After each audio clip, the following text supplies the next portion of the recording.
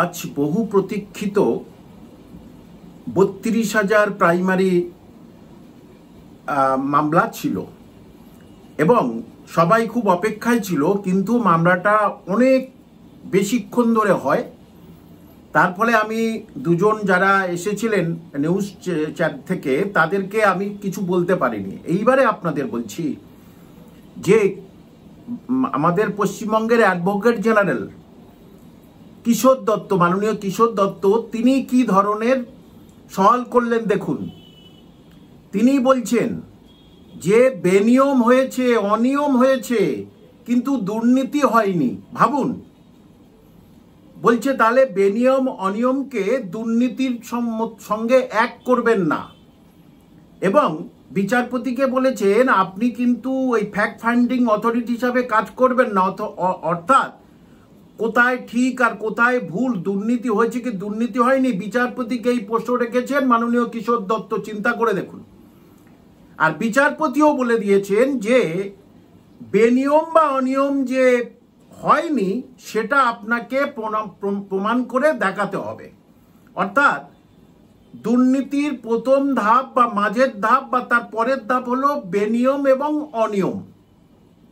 এখানে বেনিয়ম অনিয়ম কি, যে কে কত পেয়েছে তার কোনো হিসেব দেয়নি। অর্থাৎ একাডেমিকে কত পেয়েছে, টেটে 150-র মধ্যে 5 কত সেটাও দেয়নি, এবং ইন্টারভিউয়ে 10-এর মধ্যে কত পেয়েছে সেটাও দেয়নি।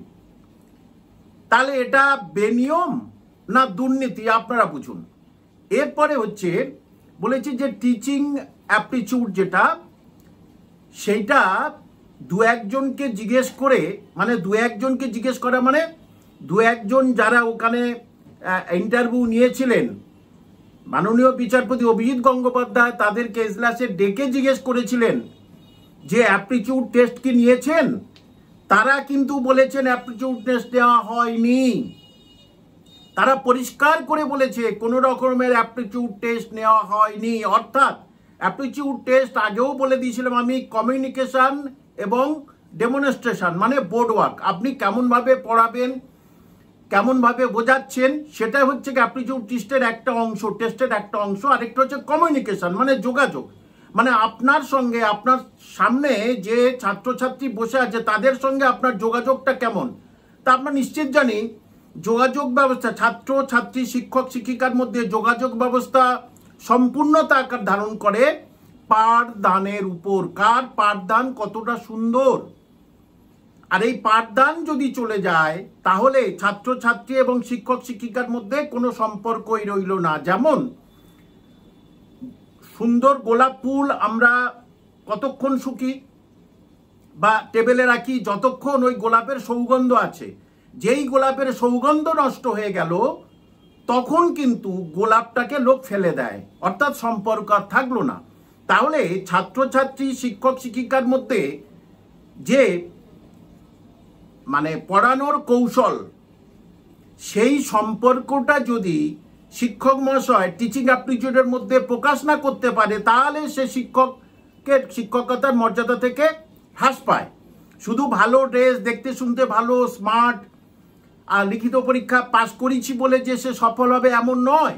সুতরাং অ্যাপটিটিউড টেস্ট হয়নি বলেছে, কিন্তু মাননীয় কিশোর দত্ত কি বলেছেন যে দু একজন যারা ইন্টারভিউ ছিলেন, যারা ইন্টারভিউ নিয়েছিলেন তাদের কথার উপরে ভিত্তি করে এসব হয় না, অ্যাপটিটিউড টেস্ট করেছিল। চিন্তা করুন, এতদিন পরে বলছে অ্যাপটিটিউড টেস্ট হ্যাঁ করেছিলাম, কিন্তু সিঙ্গেল বেঞ্চে কোনো দিনের জন্য বলেনি যে অ্যাপটিটিউড টেস্ট আমরা করেছিলাম।